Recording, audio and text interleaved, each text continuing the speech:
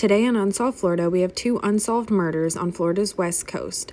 Both young men were found in their homes with no sign of forced entry, and decades later, no leads or information. On part one of this story, we are covering the case of Margaret K. O'Connor and notorious serial killer James Randall. As many of you know, serial killers are often convicted with multiple victims, but there are always others who are suspected to be victims of said serial killer. That's what we're going to talk about today. So Margaret K. O'Connor was 34 years old and living in Clearwater, Florida. She lived in a ground floor unit at the Royal Orleans Apartments, which was built in 1971.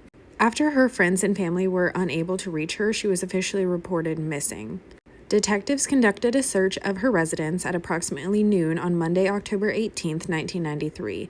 During the search, they discovered Margaret's body concealed inside a closet within her apartment. The autopsy examination determined that Margaret had been deceased for at least 3 days prior to when her body was found. The coroner ruled her cause of death a homicide, and she died from asphyxiation and blunt force trauma to her head. Despite an intense investigation at the time and a renewed public push for information in 2016, the case remains unsolved. There have been no publicly named suspects or clear motives established in the decades since the crime occurred.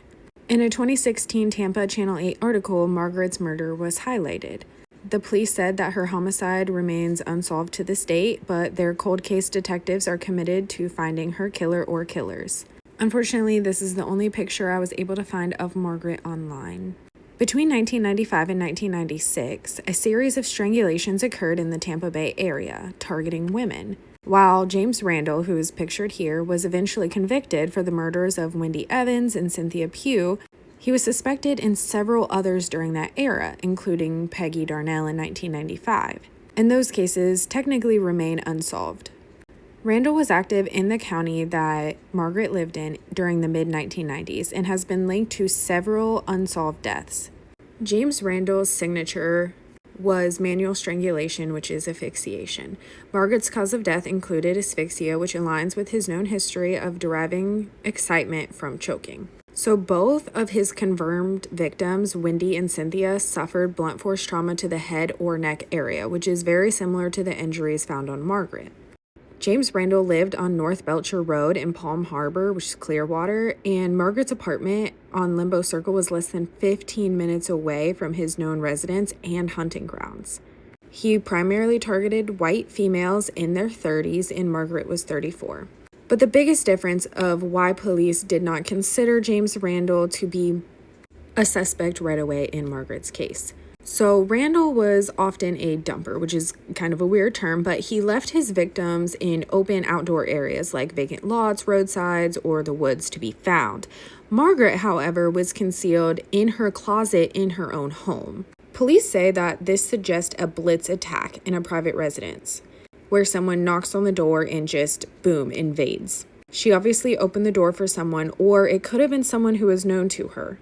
Randall's MO involved picking up women in his truck and disposing of them somewhere else.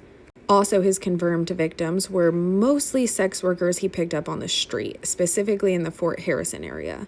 So there's no public information suggesting Margaret fit this specific high-risk lifestyle profile, which usually dictates how a predator like James Randall select his target. Unfortunately, there's just not a lot of information about Margaret or her family, if she was from Clearwater, if she had recently moved there, if she had a roommate. There's just not any information available. So James Randall's most active cluster was between 94 and 96. While the physical cause of death, which is the asphyxia and blunt force, is a very strong match for James Randall, the location and concealment of the body are very atypical for him.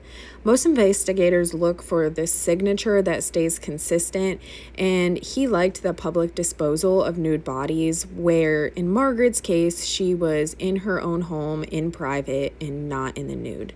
Clearwater police have never publicly named Randall as a suspect in Margaret's case, although they have investigated him for her case, as well as similar other murders in the area, such as LaDonna Stellar.